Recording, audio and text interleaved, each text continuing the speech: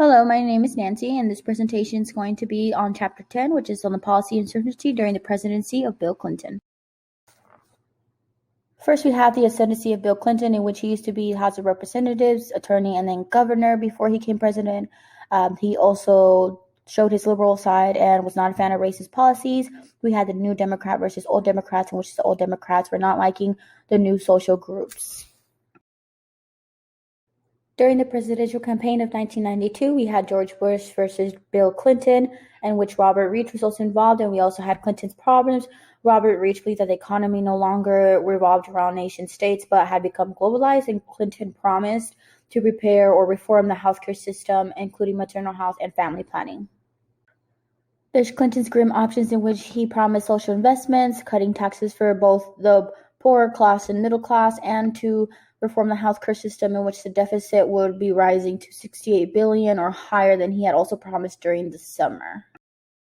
For the new tax plan, part of it was to add 2.5 cents per gallon. And we also have the defund of Medicare, child care, child welfare, and mental health services, which also mainly began here. And we have entitlements such as AFD, Medicare, Medicaid, SSI, and food stamps.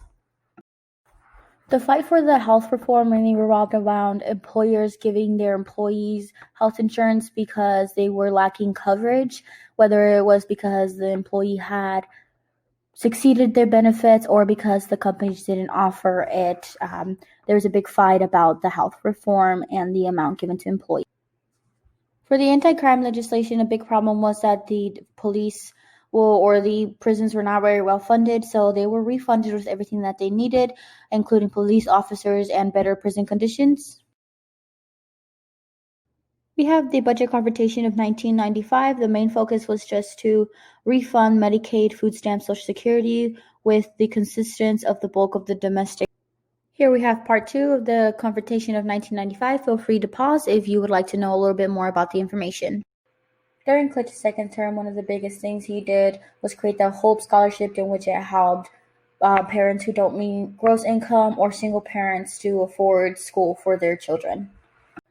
There we have the oppressed and vulnerable population, which include the women and their rights, people of color, immigrants, gay men, and lesbians, which at this point were being seen more but not accepted really. And then we have the oppression of children, in which certain health care reforms were being taken and children were suffering.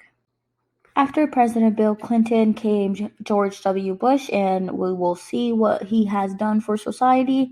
Overall, thank you for watching, and again, this was the video on Chapter 10.